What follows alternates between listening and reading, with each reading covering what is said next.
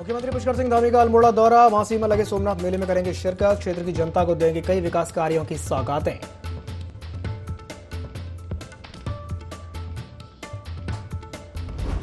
BJP के प्रदेश प्रभारी दुष्यंत गौतम का उत्तराखंड दौरा, बागेश्वर में दिवंगत मंत्री चंदन रामदास के परिजनों से करेंगे मुलाकात, बागेश्वर उपचुनाव को लेकर कार्यकर्ताओं की लेंगे बैठक। देहरादून प्रशासन को मिली बड़ी सफलता, करोड़ों के स्टाम्प शुल्क चोरी का खुलासा, 7 लोगों पर लगा जुर्माना, ब्याज समेत जमा करनी होगी रकम।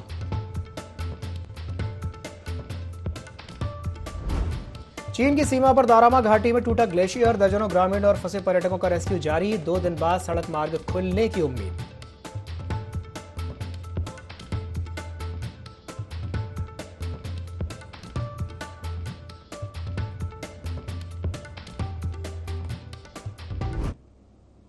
नमस्कार, देवभूमि लाइव में आप सभी का स्वागत है। मैं हूं आपके साथ दिव्यांशु जोशी। दिल्ली के जंतर मंतर पर अपनी मांगों को लेकर के धरने पर बैठे पहलवानों के समर्थन में हरिद्वार में भारतीय किसान यूनियन वेलफेयर फाउंडेशन के राष्ट्रीय अध्यक्ष सोमदत्त शर्मा की अगुवाई में प्रदर्शन किया गया। इस दौरान दिल्ली पुलिस के खिलाफ जोरदार नारेबाजी की गई और प्रधानमंत्री नरेंद्र मोदी, गृहमंत्री अमित शाह से पहलवानों पर दिल्ली पुलिस के उत्पीड़न पर कार्रवाई करने के साथ ही कुश्ती महासंघ भंग किए जाने की भी मांग की गई। दिल्ली में जिस प्रकार का आंदोलन चल रहा है पहलवानों का, उस पर जो है उत्तराखंड की ओर से भी जो है उसका समर्थन किया गया है, विशेष रूप से हरिद्वार के अंदर। और अभी भगत सिंह जी के चरणों में नमन करते हुए यहाँ पर सांकेतिक रूप से धरना दिया गया है तमाम उन पहलवानों के समर्थन में जिनकी न्याय संगत मांगों के लिए लगातार वो संघर्ष कर रहे हैं। हमारी आपके माध्यम से माननीय प्रधानमंत्री जी से सीधी सीधी मांग है कि इस पूरे प्रकरण की जाँच होनी चाहिए ताकि दूध का दूध पानी का पानी हो। जो दोषी थे या जिन्होंने बर्बरता दिखाई है, जिन्होंने समाज में विपरीत प्रदूषण घोलने का काम किया है, तो निश्चित रूप से समय समय पर माननीय प्रधानमंत्री जी अमित शाह जी द्वारा जो है कदम उठाए गए हैं। तो हम आपके माध्यम से कहना चाहते हैं कि इसका संज्ञान लें कि जिस प्रकार से देश के अंदर ये आग फैल रही है, ये आग और ना बढ़े। देश की संस्कृति है नारियों का सम्मान, वो पहलवान बाद में, पहले हमारी बहन बेटियां हैं। और किसान सीमा पे भी देश की रक्षा करता है, अंदर भी बहन बेटियों की रक्षा के लिए ईंट से ईंट भिड़ा देगा। मोदी जी को हमने प्रधानमंत्री बनाया था, वो क्यों नहीं जाग रहे? अमित शाह और कार्यकर्ता नारी के सम्मान के लिए पीछे हट रहे। बीजेपी कहाँ की अपने सिद्धांतों पर रहेगी? जय जवान जय किसान का नारा लाल बहादुर शास्त्री नहीं देता, हम उसको जो है सार्थक करेंगे। आज हमने भगत सिंह के चरणों में कसम खाई, अगर ये सरकार नहीं मानती इस बात को तो हम जबरदस्ती मना देंगे। भाजपा युवा मोर्चा के जिला अध्यक्ष अमित सेमवाल के नेतृत्व में वृक्षारोपण किया गया। ये कार्यक्रम बूथ सशक्तिकरण अभियान के तहत किया गया है। इस अवसर पर पर्यावरण को स्वच्छ रखने की अपील की गई है। युवा मोर्चा के कार्यकर्ताओं ने श्याम स्मृति वन में ये वृक्षारोपण किया।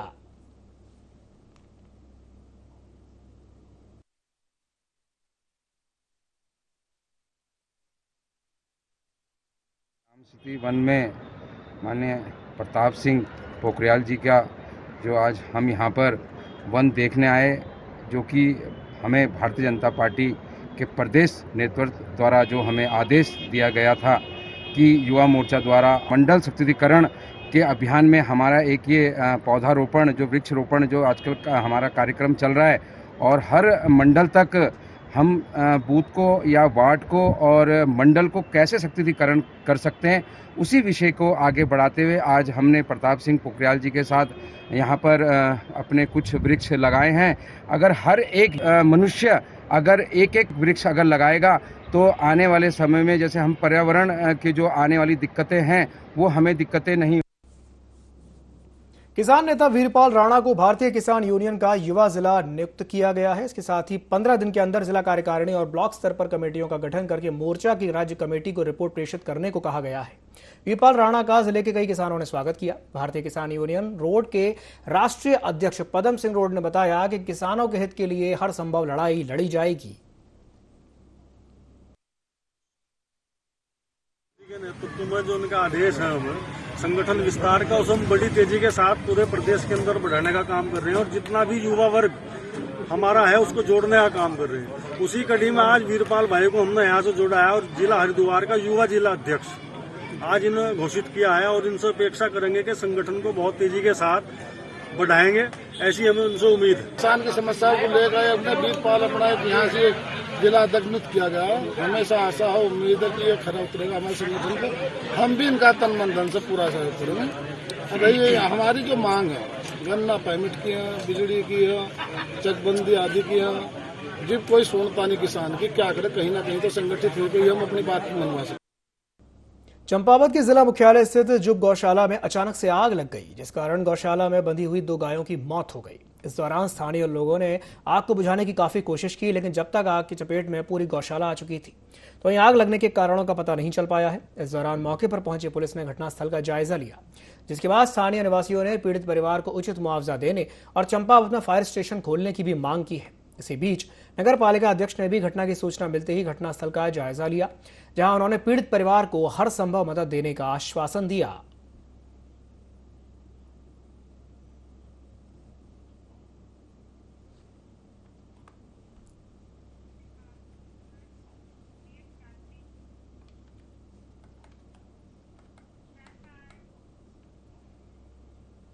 उत्तराखंड में 4 धाम यात्रा चल रही है। श्रद्धालु बड़ी संख्या में मोक्षधाम विष्णुप्रयाग के दर्शन करने के लिए पहुंच रहे हैं, जहां संगम तट पर पूजन अर्चन के साथ विष्णु भगवान के प्राचीन मंदिर के भी दर्शन कर रहे हैं। जोशीमठ नगर पालिका परिषद ने संगम पर विष्णुप्रयाग घाट का सौंदर्यीकरण किया है।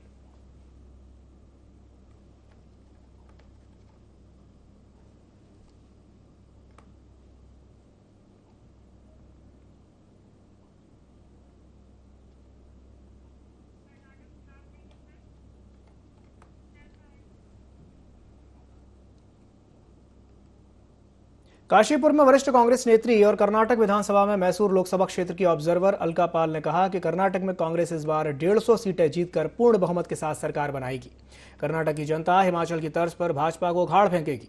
अलका पाल ने आरोप लगाते हुए कहा कि भाजपा प्रत्येक चुनाव को श्री राम, मां गंगा और बजरंग बली के इर्द गिर्द ले जाती है, क्योंकि उसकी विकास से जुड़े मुद्दों पर बात करने की हिम्मत ही नहीं है।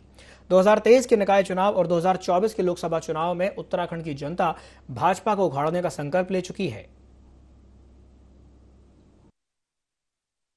देखिए, जनता का मूड और माहौल देख करके और जिस तरीके से हमें वहाँ जनता में उत्साह देखने को मिला, जो जनता का प्यार हमें मिला, उसको देख करके मैं निश्चित रूप से आपसे कह सकती हूँ कि हम लगभग 150 सीटें जीतकर पूर्ण बहुमत से कांग्रेस पार्टी अपने दम पे वहाँ सरकार बनाने के लिए जा रही है।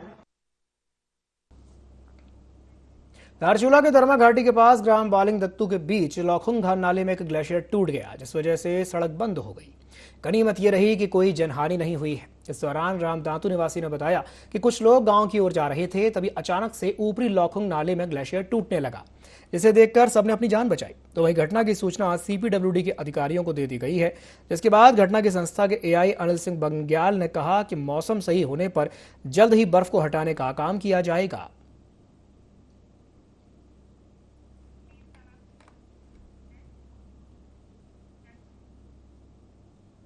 मुस्लिम महिलाओं को ट्रिपल तलाक के दलदल से निजात दिलाने के लिए सुप्रीम कोर्ट और केंद्र सरकार ने बिल पास करके कानून तो पारित कर दिया, लेकिन ट्रिपल तलाक के मामले इसके बावजूद भी थमने का नाम नहीं ले रहे हैं। ताजा मामला काशीपुर से सामने आया है, जहां शादी के 12 साल बाद एक व्यक्ति ने महिला को तलाक देकर के घर से भगा दिया। दरअसल व्यक्ति शादी के कुछ साल बाद से ही दहेज की मांग कर रहा था और धीरे धीरे दहेज की मांग बढ़ती ही जा रही थी, जिस पर विरोध करने पर व्यक्ति ने महिला के साथ मारपीट शुरू कर दी और 3 बार तलाक देकर के घर से बाहर निकाल दिया, जिसके बाद पीड़िता ने कानून का दरवाजा खटखटाया और शिकायत दर्ज करके कार्रवाई की मांग की है। 12 साल से लगातार वो लोग मुझे टॉर्चर कर रहे हैं, दहेज की मांग कर रहे हैं। शादी पे भी उन्होंने मांग करी थी, कल सरकारी की, तो वो तो मेरे घर वालों ने दे दी थी, पर अब लगातार मुझ पर प्रेशर बना रहे हैं कि घर वालों से पैसे लाओ, और नंद सास देवर सब मारते हैं मुझे। तो मुझे कमरे में बंद करके मारा है उन लोगों ने। मैंने अपने घर वालों को बुलाया, दहेज की मांग की, तो मैंने अपने नंद के लिए शादी के लिए दहेज की मांग की, तो मैंने अपने भाई को बुलाया। भाई से भी हाथापाई करी और उन्हें भी घर से निकाल कर और मुझे भी 3 बार तलाक देकर घर से बाहर निकाला है और बच्चों को भी निकाला है। तो हमारी बेटी की लड़ाई हुई इसके घर वालों से, ये घर पर गई तो दवाई लेकर, उसके बाद में इसकी सास ने कुछ कहा और इसने कुछ कहा, इस पीछे इसके मियाँ ने मारा पीटा इसे। फिर देवर उन्होंने नंद ने ससुर सब इसको पड़ गए। फिर हमें पता चला, हम गए इसके घर पर, इसकी वजह से आज फिर ये हुई कि लड़ाई झगड़े ये सब हो रहे हैं। मांग करी जा रही है पैसों की, लड़की के जहेज के लिए, उनके अपनी बेटी के लिए। तो ये फिर हमने समझाया बुझाया इसकी जो उन्होंने फिर लड़के को हमें से भी बदतमीजी करी और वो करा।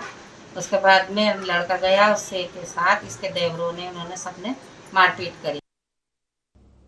उत्तराखंड की धामी सरकार के कानून कई राज्यों के लिए मिसाल बन रहे हैं। राज्य इन कानूनों को अपना रहे हैं। तो वहीं मुख्यमंत्री पुष्कर सिंह धामी ने कहा है कि धर्मांतरण कानून, नकल विरोधी कानून समेत अन्य कानून अन्य राज्य अपना रहे हैं, जो राज्य के लिए गर्व की बात है। इसके साथ ही मुख्यमंत्री ने यह भी कहा कि उत्तराखंड के हित के लिए जरूरत पड़ेगी तो जनसंख्या नियंत्रण कानून भी लाएंगे। साथ ही ये भी कहा कि समान नागरिक संहिता का ड्राफ्ट भी तैयार हो गया है। यूसीसी पर सरकार का ड्राफ्ट दूसरे राज्यों के लिए मॉडल बन रहा है। आज मुझे खुशी है कि उत्तराखंड के अंदर आज जो भी निर्णय हमने लिए हैं आदरणीय प्रधानमंत्री मोदी जी के नेतृत्व में, चाहे हमने समान नागरिक संहिता का कानून बनाने की बात हमने शुरू करी थी, उसका ड्राफ्ट अब लगभग तैयार हो गया है और आज भारतवर्ष के अन्य राज्य भी उस दिशा में चल रहे हैं। आज चाहे हमारे गुजरात हो, कर्नाटका हो, हिमाचल हो, सभी ने यूसीसी को बनाने के लिए अपने यहाँ पर जो है पहल की है। मैं सबका धन्यवाद करता हूँ और इसी प्रकार से धर्मांतरण का कानून हो या नकल का कानून हो, जो भी हम लोग लाए हैं वो आज पूरे भारतवर्ष के लिए एक मॉडल के रूप में इसलिए हो रहे हैं कि देवभूमि से इसकी शुरुआत हुई है। जो काम देवभूमि से शुरू होता है वो सभी। उत्तराखंड को G20 की 3 बैठकों की मेजबानी की जिम्मेदारी मिली है, जिसे लेकर मुख्यमंत्री पुष्कर सिंह धामी ने प्रधानमंत्री मोदी का आभार प्रकट किया है। आपको बता दें कि ऋषिकेश में G20 की 2 और बैठकों को लेकर विशाल मैराथन का आयोजन किया गया, जिसमें मुख्यमंत्री पुष्कर सिंह धामी भी शामिल हुए। तो वहीं बैठक को लेकर मुख्यमंत्री धामी ने कहा कि उत्तराखंड को NGT बैठकों के माध्यम से विश्व के पटल पर एक नई पहचान मिली है, जिसके लिए उत्तराखंड की जनता प्रधानमंत्री मोदी का आभार प्रकट कर रही है।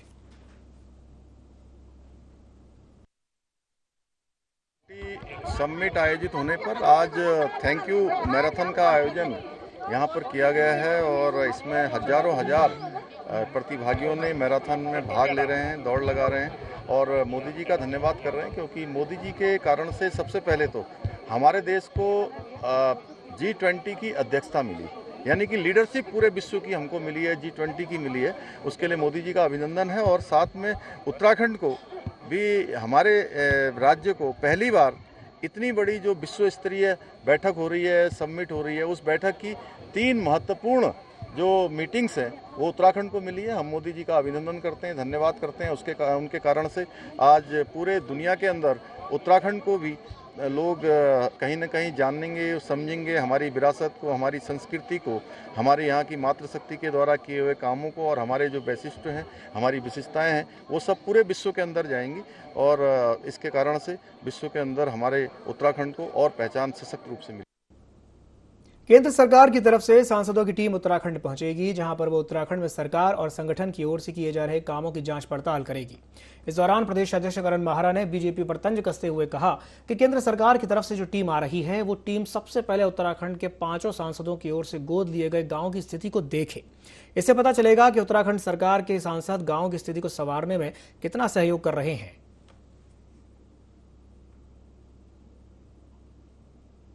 टीम आना कोई नई बात नहीं है। संसदीय कमेटियां बनी होती हैं, उनका काम ही है कि वो अलग अलग विषयों पे जाके सर्वे करें।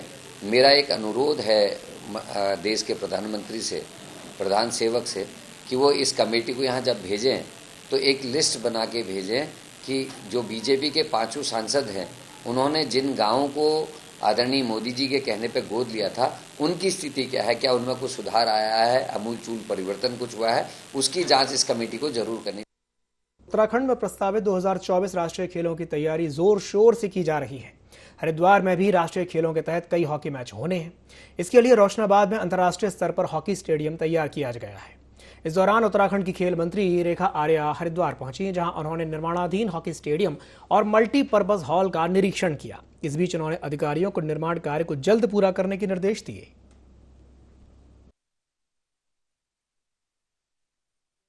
हरिद्वार का साथ ही अपने जो मल्टीपर्पज हॉल है जो हरिद्वार में निर्माणाधीन है रोशनाबाद में, उसका भी निरीक्षण आज यहाँ पर किया गया है। दोनों को निरीक्षण करने का पर्पस 2024 में जो नेशनल गेम होने जा रहे हैं उसकी तैयारियों के निमित्त आखिरकार चीज़ें कितनी प्रोग्रेस में आई हैं इसको देखने यहाँ पर पहुँची थी। तो हॉकी स्टेडियम का जो टर्फ है वो तो अभी विभाग को हैंडओवर हो चुका है, जिसमें लगातार पानी के छिड़काव के साथ में वेल मेंटेन्ड है। दर्शक दीर्घा भी लगभग तैयारी की स्थिति में है, लेकिन कार्यदायी संस्था को कहा गया है कि इसमें तेजी करें। मल्टीपर्पज़ हॉल जहाँ की बॉक्सिंग या रेसलिंग होनी है, तो इसकी भी तैयारी काफ़ी हद तक हुई है।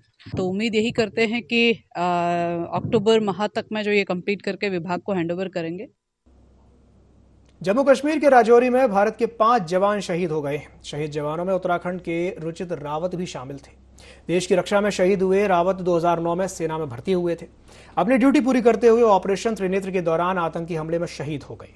इस हमले में रुचित के अलावा 4 और जवान वीर गति को प्राप्त हुए हैं। उनका पार्थिव शरीर राजौरी से जॉली ग्रांट देहरादून लाया गया, जहां जवानों ने उन्हें सैन्य सम्मान दिया।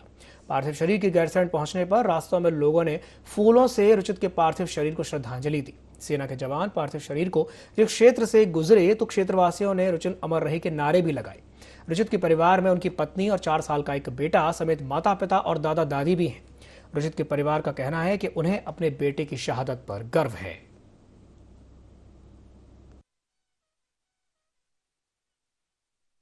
की बात है हमारे लिए। इस परिवार में कौन कौन लोग हैं? और अभी पापा मम्मी दादा दादी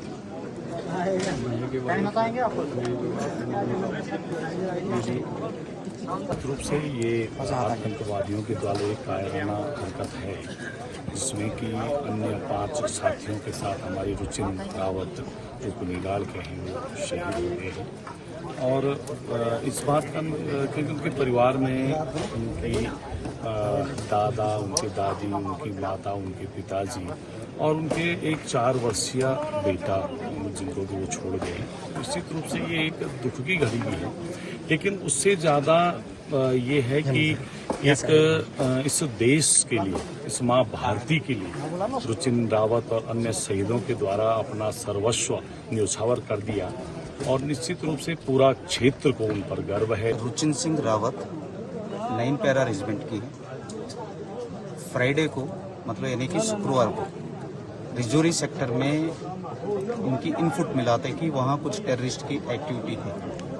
तो पैरा एक ऐसे रेजिमेंट है एंड पैरा एक ऐसे उनके अंदर जो सोल्जर्स है वो हर टाइम पर देश के लिए और अपना खुद की घरों के लिए किसी चीज़ के लिए भी करने के लिए तैयार रहता है। तो जैसे उनको इनपुट मिला था, ये एक टीम गया था उनको कैजुअलिटी करने के लिए, बट बाय मिस्टेक जो भी ऑपरेशंस की वजह से रुचिन सिंह रावत ये जो गांव का देश के लिए बलिदान देना पड़ा। बीते दिनों देवाल ब्लॉक के प्रमुख और ब्लॉक के ही वरिष्ठ सहायक के बीच मारपीट हो गई थी, जो कि अब ये मामला तूल पकड़ता नजर आ रहा है। आपको बता दें कि दोनों ही पक्ष एक दूसरे पर मारपीट का आरोप लगा रहे हैं। हालांकि पुलिस ने समान धाराओं में दोनों पक्षों के खिलाफ मामला पंजीकृत किया है। आपको बता दें कि प्रमुख के खिलाफ कर्मचारी संघ ने काली पट्टी बांध करके प्रदर्शन भी किया।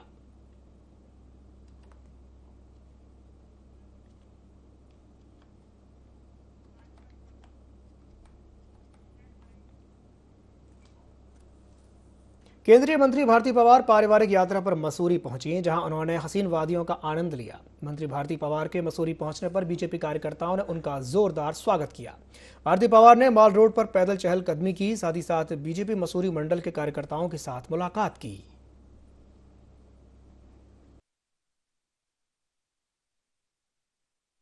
आई हैं और केंद्रीय मंत्री जी का भारतीय जनता पार्टी ने मसूरी में स्वागत किया है। उनकी इच्छा भी थी, जब वो पहुंचे तो उन्होंने कहा कि भारतीय जनता पार्टी के कार्यकर्ताओं से 2 मिनट बात करनी है और बैठना है उनके साथ। तो हमने उनका स्वागत किया है और हमने पूछा उन्हें मसूरी कैसे लगी है। वो अभी फिलहाल अपने फैमिली टूर पे हैं और मसूरी घूमने हैं। रेलवे प्रशासन के नगीना कॉलोनी क्षेत्र में नोटिस चस्पा करने के बाद क्षेत्र में हड़कंप मच गया। इसके बाद नगीना कॉलोनी बचाओ संघर्ष समिति के बैनर तले महापंचायत करते हुए सामाजिक संगठनों के सहयोग से रेलवे प्रशासन के खिलाफ आंदोलन की रणनीति तय की गई।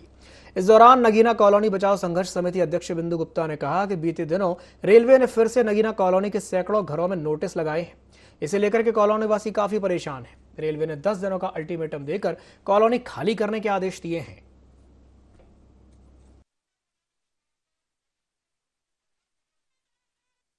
सभी लोग एकजुटता के साथ हम लोग खड़े हुए हैं और सभी कॉलोनी वासियों का यही कहना है कि इस बार लड़ाई आर या पार की होगी। या ये जमीन हम 40 सालों से यहाँ चले आ रहे हैं। हमारे पास निवास प्रमाण पत्र, चरित्र प्रमाण पत्र, सारे दस्तावेज हमारे यहाँ के मौजूद हैं। फिर भी रेलवे बार बार आता है और हम लोगों को नोटिस चिपका के डराने धमकाने का काम करता है। कम से कम 10-12 लोग नगीना कॉलोनी से विधायक जी के पास गए थे, तो उनका रवैया ऐसे था, वो तो खुद ही बोल चुके हैं कि ये जमीन रेलवे प्रशासन की है। 40 साल से हम लोग रह रहे हैं और वो रेलवे की घोषित करने में लगे हुए हैं। अगर आने वाले दिनों में हमें हो सके तो चुनाव का बहिष्कार करना पड़ेगा, तो चुनाव का ही बहिष्कार करेंगे हम लोग। हर बार अपने नोटिस लगा जाती है, बारिश जैसी बंद हुई नहीं, वो चुपके से पता नहीं कब लगा के चले गए। जनता तो कुछ जनता देख पाई, कुछ देख ही नहीं पाई। वो आते हैं हर बार डरा के चले जाते हैं। क्या हम संघर्ष इसलिए करते हैं? उन्हें क्या कुर्सी पे हम इसलिए बैठाते हैं कि हमारी जमीन बोल दे रेलवे की है? हम वहाँ जा रहे हैं, हमारे मुंह पे सीधे बोल दे रहे तुम इतने लोग क्यों है? ऐसे विधायक को जब हम कुर्सी पे बैठाना जानते हैं तो नीचे गिराना भी जानते हैं। इतने सालों से रह रहे हैं, कितने लोग तो बूढ़े होके मर भी गए। आंदोलन जारी है और हमारी लड़ाई हमें तक, जब तक सांस रहेगी तब तक हमारी लड़ाई लड़ी जाएगी। हम कि रेलवे जब 3 तारीख को यहाँ पे नोटिस चस्पा करके गई तो 4 तारीख को हमने यहाँ पे बैठ के सभा की और हमने ये रणनीति बनाई कि हम लोग विधायक जी से मिलने जाएंगे। मानते हैं कि रेलवे की भी जमीन है, तो जो हमारा प्रतिनिधि है इस तरीके से जो रवैया था कि वो 2 टूक शब्दों में बोलते हैं कि ये रेलवे की जमीन है, आपको हटना ही पड़ेगा। तो साथियों, हम हटने वाले लोग नहीं हैं, हम लड़ेंगे और जी जान लगा के लड़ेंगे। और जो नगीना बस्ती लगातार इसमें जुझारू रूप से बच्चे, महिलाएं सब लोग साथ में हैं और इस आंदोलन को आगे बढ़ाएंगे और सड़कों पर उतरने का काम करेंगे। इस आंदोलन की धार को तेज करेंगे और तब तक नहीं हटेंगे जब तक कि हमें न्याय नहीं मिले। पिरान कलियर में पुलिस की सख्ती के बाद भी अवैध खनन का धंधा रुकने का नाम नहीं ले रहा है। थाना पुलिस ने सघन चेकिंग के दौरान खनन से भरे हुए एक ट्रैक्टर ट्रॉली को सीज किया है। खनन से भरी ट्रैक्टर ट्रॉली दिन रात सड़कों पर चक्कर काटती रहती है। पुलिस कई दिनों से अवैध खनन को लेकर के कार्रवाई भी कर रही है।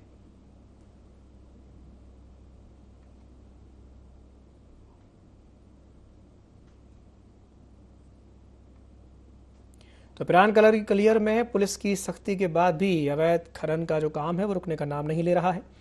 थाना पुलिस ने सघन चेकिंग अभियान चलाया और इस दौरान खनन से भरे हुए एक ट्रैक्टर ट्रॉली को सीज किया गया है। खनन से भरी हुई ट्रैक्टर ट्रॉली दिन रात सड़कों पर चक्कर काटती रहती है। पुलिस भी कई दिनों से अवैध खनन को लेकर के लगातार कार्रवाई कर रही है, लेकिन इसके बाद भी अवैध खनन जारी है।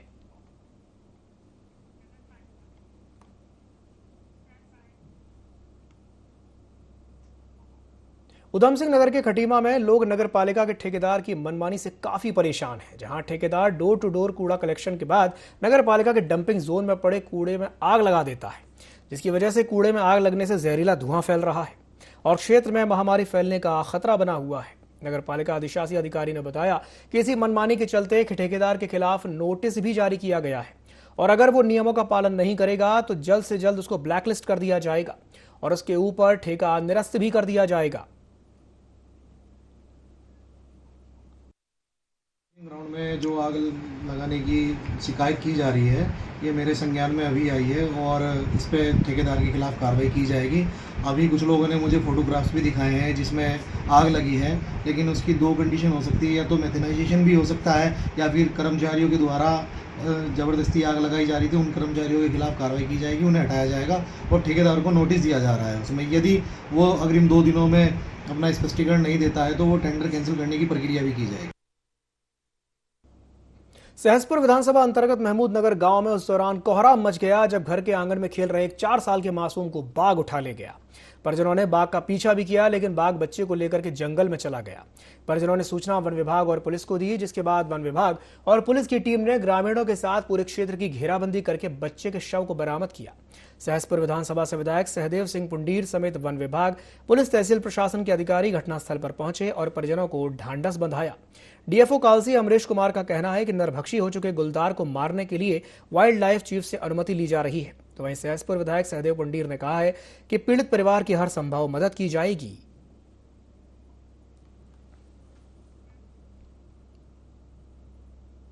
इसी के साथ बुलेटिन में फिलहाल के लिए इतना ही। दीजिए इजाजत, नमस्कार।